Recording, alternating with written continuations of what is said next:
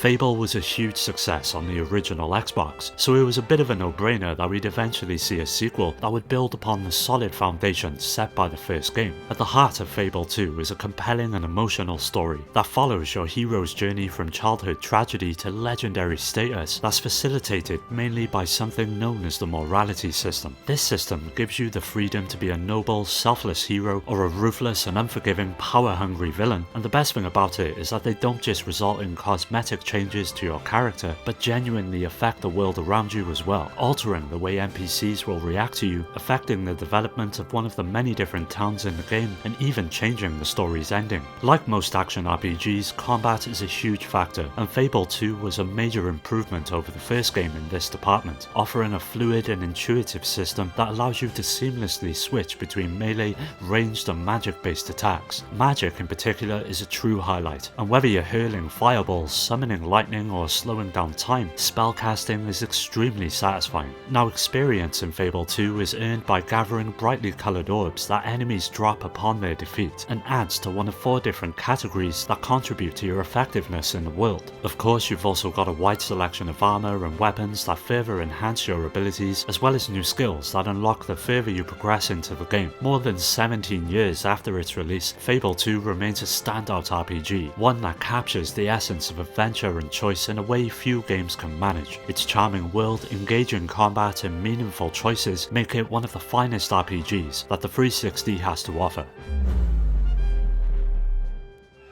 It's no secret that the 360 struggled to establish itself in Japan, but many games geared towards the market tried to change its fortunes, with one of them being Blue Dragon. The story at least seems fitting for the artistic design of the game, however the hardcore RPG crowd for which the game is otherwise aimed at might be left wanting something more substantial. Now it sees you travelling to around 20 plus unique locations, including several dungeons and towns that each have their own problems, some of which are very inventive and entertaining. Unfortunately, the lack of personality really does hurt the cast of characters though, but it doesn't take away from the stellar gameplay that's on offer. The overworld is as classic as it can be, though encounters are thankfully not random. Instead, enemies spawn randomly on the world map and simply appear in dungeons, allowing the player to take it at their own pace and not get bogged down in endless amounts of battles. Each of them are turn-based in nature and allow you to perform a diverse set of attacks or spells, and it more than accommodates for several styles of play. Now when it comes to visuals, Blue Dragon is simply beautiful. It goes without saying the spell effects look impressive, but what is most striking is the camera work itself.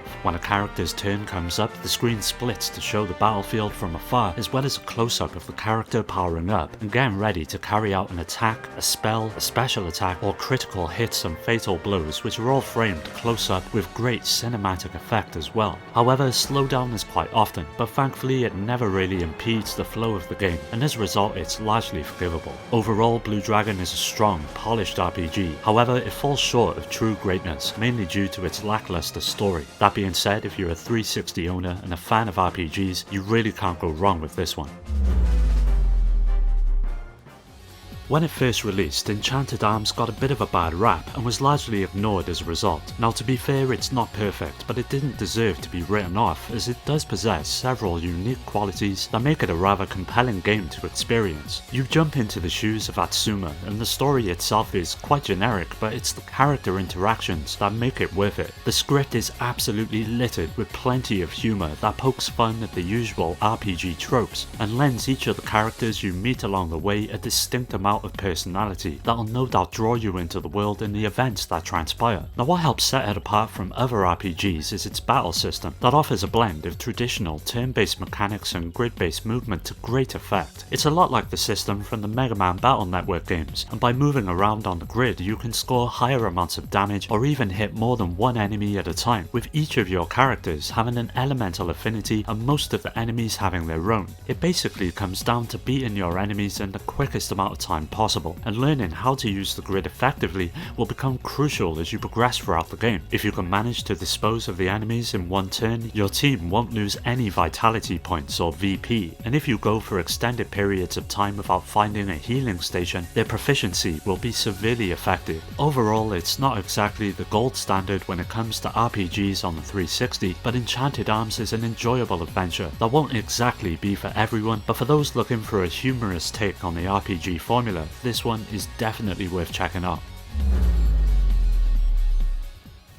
99 Nights 2 is very similar to the Dynasty Warriors series, and is essentially a hack and slasher that throws you into a war between humans and goblins who've been fighting over mysterious orbs that when brought together will unleash a powerful calamity that they seek to control. To be fair, the story is pretty bare bones and is nothing to write home about, but when you jump into the gameplay, this is where 99 Nights excels. Naturally, you get to choose from one of many different characters who each have their own movesets and special moves that can help make short work of the insane amount of enemies that you'll see on screen at any one time. Of course, you've got one of many ways to deal with them, with the main one being something known as an orb attack, which is beholden to a gauge that you have to slowly fill over time with each successful kill. Once it's full, you can hit a button to unleash it, which gives you a small period of time where you're completely invincible and have access to 2 specific moves that completely wipe the area of enemies should they walk into your path. Apart from this, you have plenty of combos and options to choose from. Quite a variety in fact,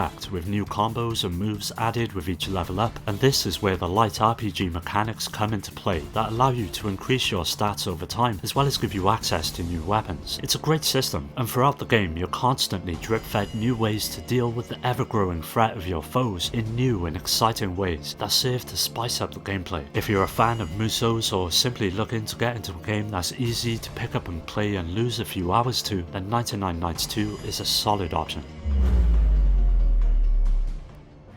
Infinite Undiscovery comes from the same minds behind the Star Ocean and Valkyrie profile games, and it sees the player taking on the role of Capel, who ticks all of the usual cliché boxes, but goes on to actually becoming quite a compelling character. Being an action RPG, enemies are encountered in real time on the world map, and if you've ever played Final Fantasy XII or Star Ocean 3, think of it as a combination of these 2 battle systems, which sees Capel performing a number of attacks that correspond to different button combinations. A simple quick or strong attack can be performed with A or B, and Capel can also knock enemies into the air or into the ground using the combination of A and B together. This has certain benefits in combat, such as yielding a higher amount of experience points, but of course you also get to manage your party of characters as well, which all bring their own unique flavour to the table with a whole host of different skills and special attacks, which makes taking on enemies all the more engaging. A later development in the story adds a unique twist to the system where you have to closely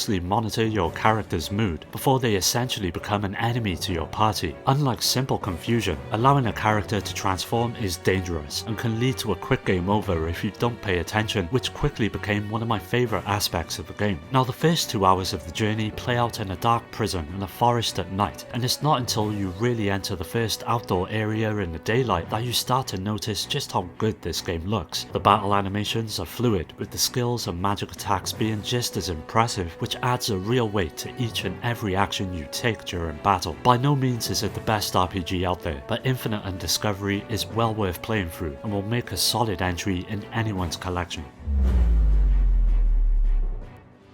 Spectral Force has players taking control of Begina, the young leader of a group of mercenaries. The world is at war, and since Begina has no allegiances, you can pick and choose quests from any and all of the kingdoms around him. Doing these jobs will make up the bulk of the 45 or so hours you'll spend in the game's world, and that'll mostly be spent in battle, which is by far the most compelling aspect of the game. It's essentially an SRPG, with each of the encounters playing out on a grid, with the player having to manage one of the many different characters on the battlefield. It all plays out in a turn-based fashion, and players have a movement gauge that governs moving and attacking. It costs 1 bar of the 7 to move, with each of your attacks consuming a different amount depending on their potency. Hard hits use 3 blocks, medium 2 and light 1, and when the gauge is empty you get to move on to the next character. It goes a bit deeper than this, however, with something known as the friendship gauge that allows a character to take his turn, then have a nearby partner assist with an extra attack. On top of all of this, you've also got the battle formation that serves as this game's version of a super attack that sees all of your characters joining together and pummeling the enemy with some insane amounts of damage. Now, you're probably wondering why I haven't mentioned the story, and that's because the game doesn't really have one. Sure, there's a bit about the world being at war and a weird child running around with monsters, but when it comes down to it, it's severely lacking. But thankfully, the gameplay more than makes up for it. As a fan of tactical RPGs, Spectral Force 3 may not be the best in its class, but its compelling battle system makes it something that's worth playing. Phantasy Star Universe is the spiritual successor to the immensely popular Phantasy Star Online on the Dreamcast, but differs a bit in its execution and has more in common with the older Phantasy Star games. One of its greatest strengths is its single-player campaign, where you take on the role of Ethan and are thrust into a battle for survival as you explore a vast universe filled with unique planets and an ever-increasing amount of enemies to defeat. Now, the game has a very linear flow to it, with most of your time being spent in a sort of hub area that allows you to buy items, weapons and armor and select from various quests that see you being transported to one of the many different planets to complete your objective. This usually takes the form of making your way through a certain location, mopping up the enemies on the way, and ultimately culminating in a boss fight that will test your skills and understanding of the mechanics in play to the absolute limit. At its core, the battle system is quite simple, with you having an attack and a special skill known as a photon art that plays out as a sort of anime-esque super move. However, your normal attack has a sort of rhythm to it or timing. If you manage to hit it correctly, these attacks will increase in power as you continue to land your hits. This system has the same addictive qualities that the original PSO had, and it feels just as great as ever. For many though, the true magic of the game was the online component, which was much more in line with the Dreamcast games and allowed you to create your own character and team up with friends to tackle a huge amount of different missions, and it's surprisingly still active to this day, thanks to the fans who've created private servers. For those of you who love action RPGs, Phantasy Star Universe should be a part of your collection as well. Tales of Vesperia is one of the finest entries in the long-running franchise, and sees you taking up the fight as Yuri, an ex-knight who's on a journey that will eventually determine the fate of the world. The plot itself is not hugely original or innovative, yet manages to remain interesting throughout, with a satisfying number of plot twists that vary from somewhat predictable to wholly unexpected. Now, the hallmark of the Tales series is its action-packed linear motion battle system, and Tales of Vesperia refines this formula to near perfection. The combat is fast, fluid and deeply satisfying, offering a mix of real-time action and strategy, with Yuri having the ability to switch between several types of weapons, and you've got tons of them, such as dual swords, guns, sledgehammers and knives that all have a role to play depending on the enemy in your sights. As you would expect, each of your party members come with their own special moves or arts as the game refers to them, which makes short work of the enemies when used correctly, and complementing this is being able to team up with your party members to carry out truly impressive and powerful abilities that can turn the flow of battle in the blink of an eye. Now, making excellent use of the 360's hardware, the game runs absolutely beautifully, with all of the characters showing a good amount of expression and animation during combat, and the large number of animated cutscenes interspersed throughout the game provide some of the best moments of the story. Whether you're a seasoned fan of the series or a newcomer, its combination of emotional depth, thrilling battles and player-driven storytelling make Tales of Vesperia one of the most memorable entries in the series and one of the best RPGs on the Xbox 360.